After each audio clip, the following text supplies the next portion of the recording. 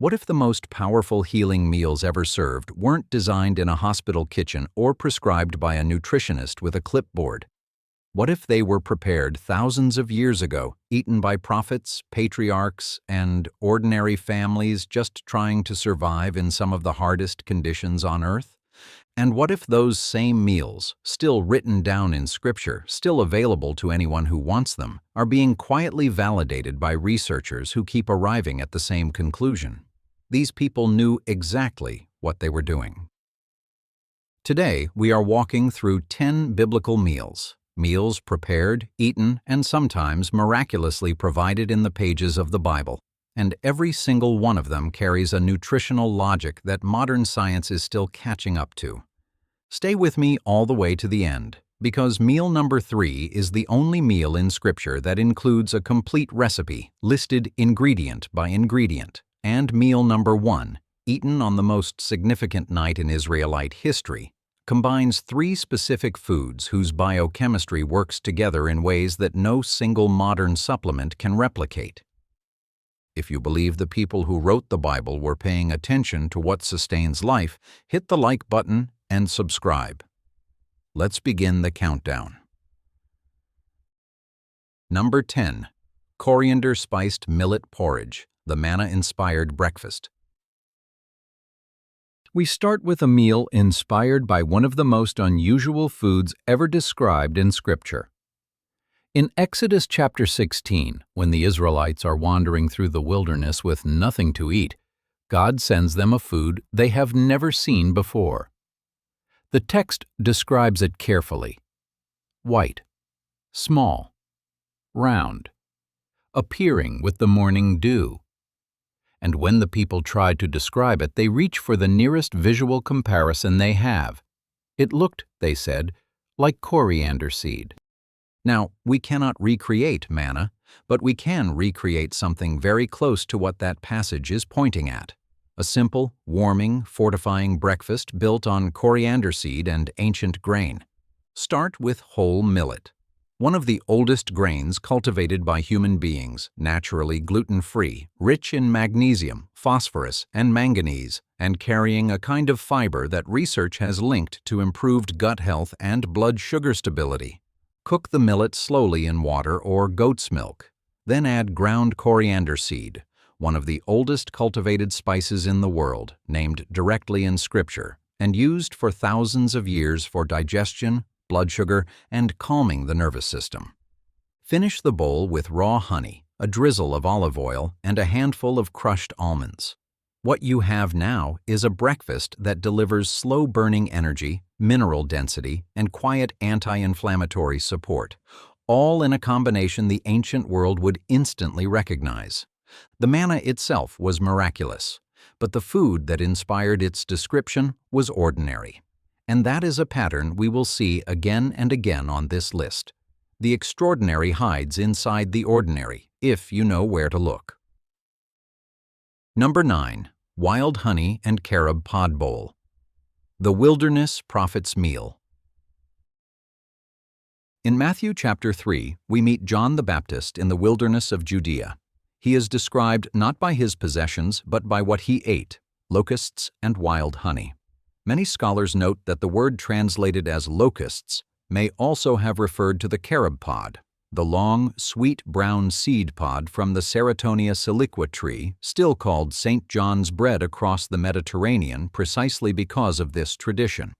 Whether the prophet ate insects, carob, or both, the pattern of his diet is the same: raw, natural, unprocessed, carried from the land itself.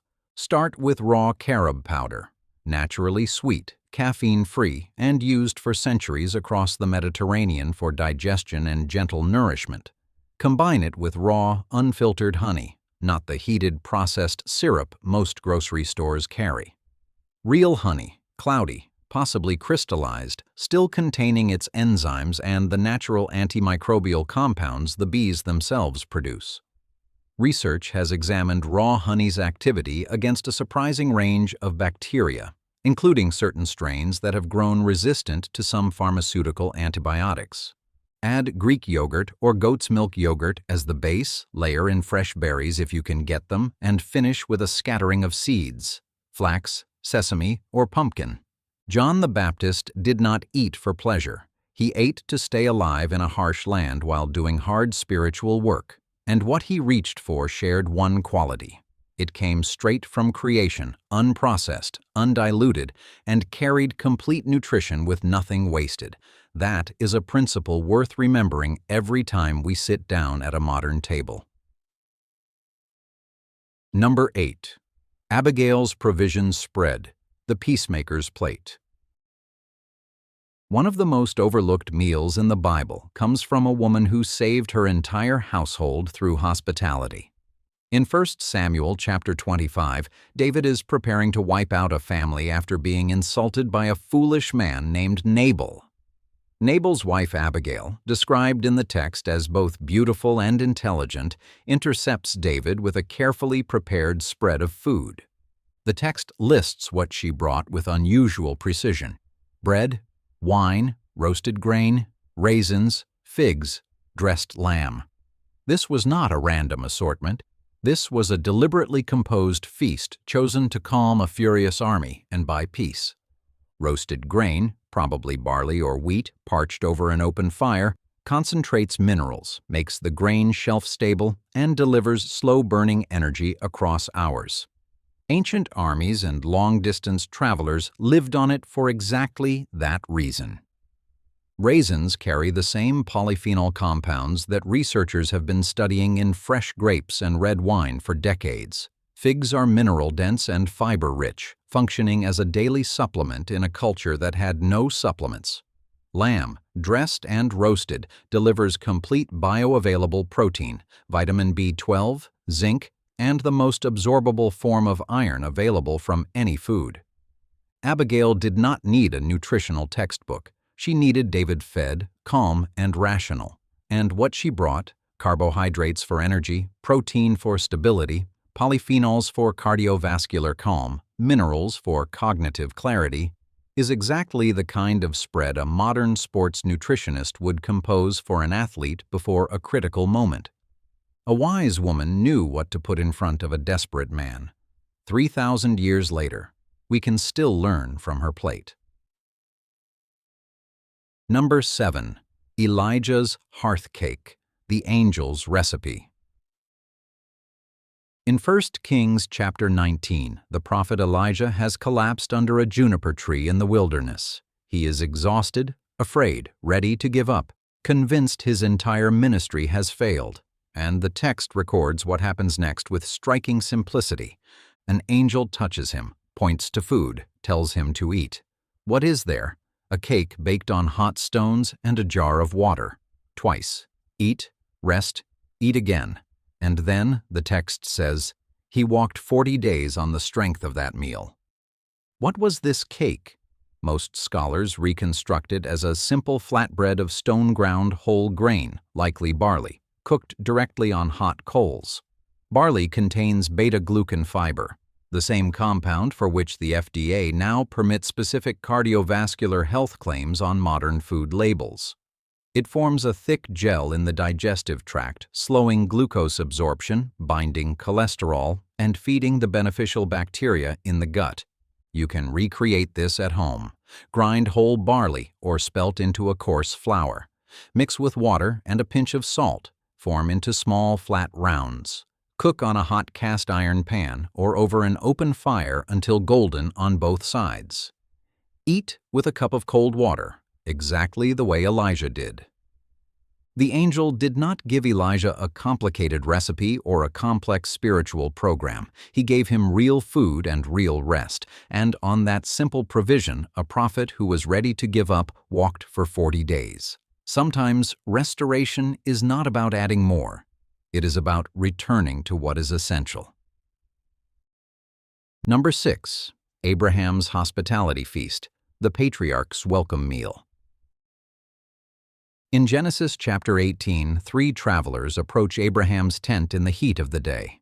Abraham, not knowing at first that one of them is the Lord himself, does what the culture of hospitality demanded. He runs to greet them. He washes their feet, and then he prepares a feast. The text records what he serves with unusual precision: a measure of fine flour kneaded into cakes, a tender calf prepared quickly, curds and milk from the herd. Look closely at the nutritional logic of this meal: fresh dairy from animals raised on wild pasture. Ancient dairy was nothing like the ultra-pasteurized product sold in cartons today. It contained live enzymes, beneficial bacteria, the full fat profile of grass-fed animals, and short-chain fatty acids that modern research has associated with improved gut health and metabolic function. The calf, young, pasture-raised beef, cooked fresh, delivered complete protein, heme-iron, vitamin B12, and a fatty acid profile far closer to what human beings ate for most of our evolutionary history than anything in a modern feedlot. What Abraham put in front of his guests was a meal that modern nutritional researchers would recognize as something close to ideal. And here is what strikes me most about this scene. Abraham did not know these were angels. He would have served the same meal to any traveler who arrived at his tent. This was just how he ate. We have inverted that completely. Our ordinary meals are the compromised ones.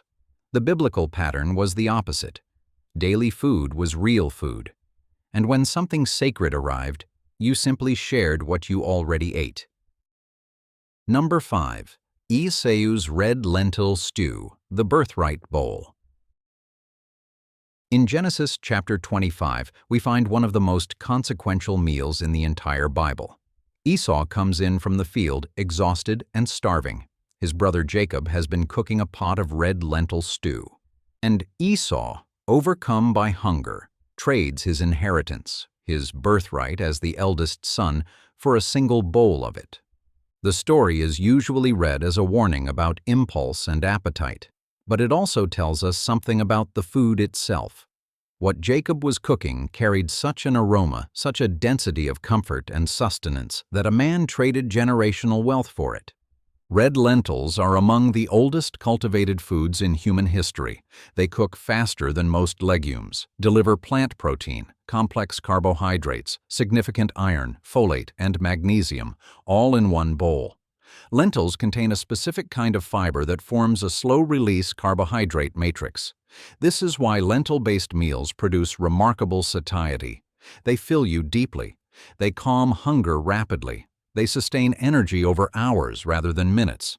You can still make this stew today, and it takes barely 30 minutes. Simmer red lentils with water, onion, garlic, cumin, and a pinch of salt. Finish with olive oil and fresh herbs. What comes out of the pot is the same comfort that stopped Esau in his tracks. The lesson of Esau was never to avoid the stew. It was to avoid making desperate decisions while starving. Eat well, then think clearly. The stew itself was, and still is, genuinely nourishing. Number 4. Jesus' Grilled Fish and Bread on the Shore. The Resurrection Breakfast.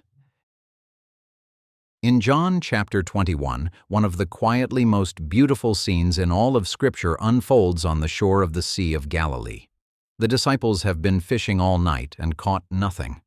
A figure on the beach calls out, tells them where to cast their nets. They haul in an enormous catch. They come ashore.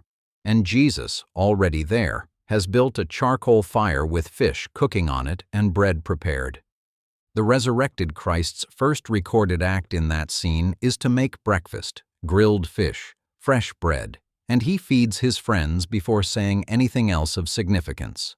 Fresh-caught fish grilled over open flame delivers complete protein, omega-3 fatty acids in their most bioavailable form, vitamin D, selenium, and iodine, nutrients the modern Western diet is commonly deficient in. Research on omega-3 consumption has linked it to reduced inflammation, improved cognitive function, better cardiovascular markers, and slower age-related cognitive decline. The bread was almost certainly barley bread, given the region and the season. There is something profound about how Jesus chose to return to his disciples, not with a lecture, not with a vision, not with a display of miraculous power as the opening move, with breakfast, with real food, prepared with his own hands, shared around a fire on a quiet morning after a long night of work. Sometimes the holiest thing we do is feed the people we love. Number 3. Ezekiel's bread. The only complete recipe in Scripture. Here is something most people do not know. The Bible contains exactly one complete food recipe, listed ingredient by ingredient with a specific instruction to combine them all. It is in Ezekiel chapter 4, verse 9. And the text is remarkably precise. Take wheat, barley, beans, lentils, millet, and spelt. Put them in a single vessel. Make bread. 6 ingredients. 4 grains and 2 legumes. No substitutions, no flexibility. This is the closest thing to a formal recipe anywhere in Scripture. And when modern nutritional scientists analyzed this exact combination, what do you think they found? The combination of grains and legumes in this bread produces what biochemists call a complete protein.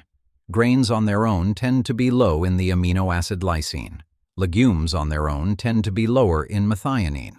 Put them together in the same meal, and the amino acid profile complements itself, producing a plant-based protein source nutritionally comparable to animal protein.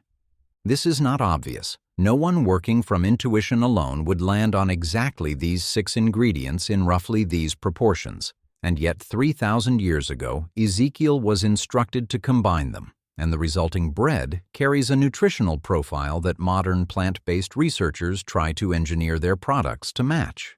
You can buy bread built on this exact recipe today. Most natural food stores carry some version of it, often marketed with a reference to the chapter and verse. Or you can sprout each of the 6 ingredients at home, grind them together and bake it yourself.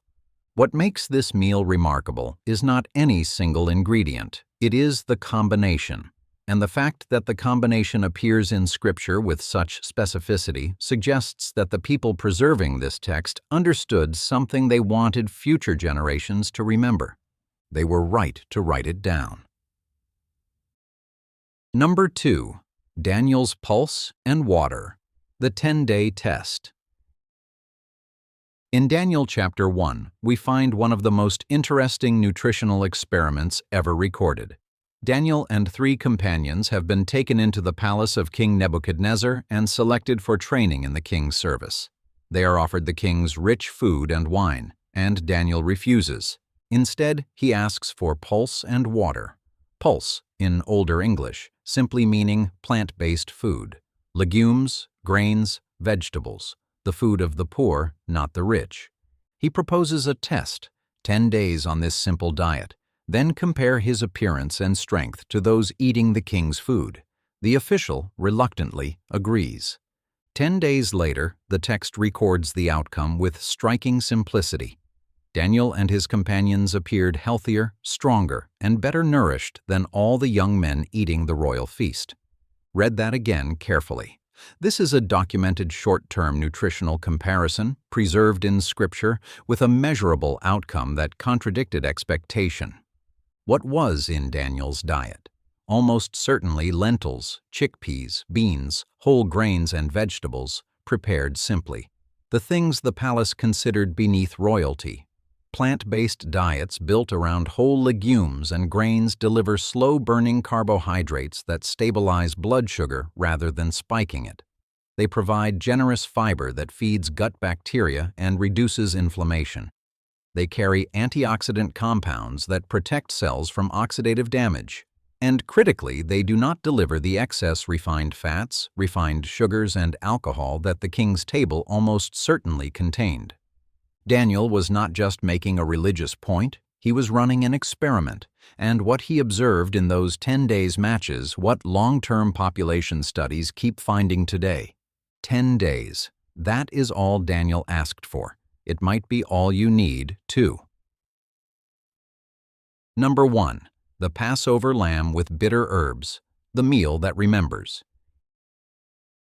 Here we are at number 1. And the meal at the top of this list is not on it by accident. It is the single most theologically significant meal in the Bible, eaten on the most consequential night in Israelite history, and its three components carry a combined biochemical logic that modern nutritional science finds genuinely remarkable. The Passover meal, commanded in Exodus chapter 12, consists of three core elements: roasted lamb, unleavened bread, and bitter herbs. Roasted lamb, specifically prepared whole, cooked over fire.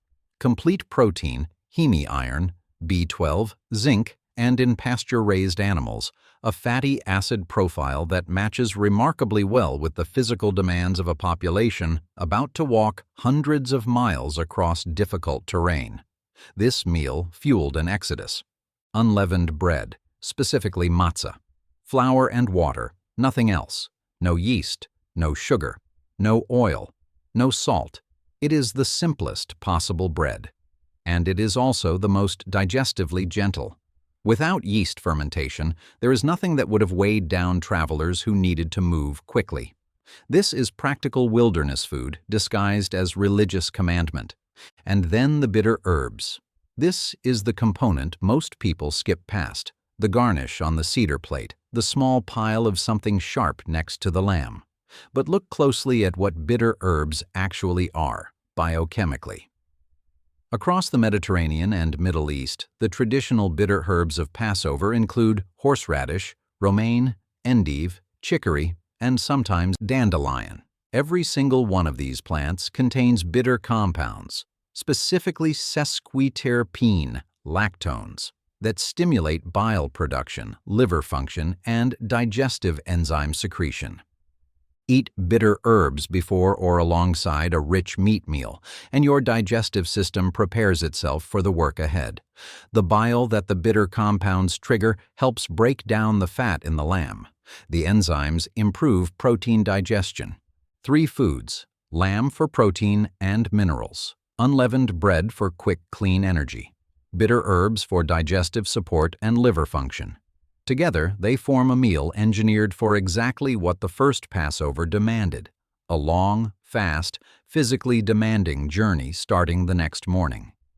The people who ate that first Passover meal were not just observing a ritual. They were eating a meal that would carry them through what was coming, and the fact that Scripture preserved the exact composition suggests that someone understood this pattern mattered enough to remember. 3,000 years later, we still remember. 10 meals, thousands of years of use, and the same pattern keeps appearing.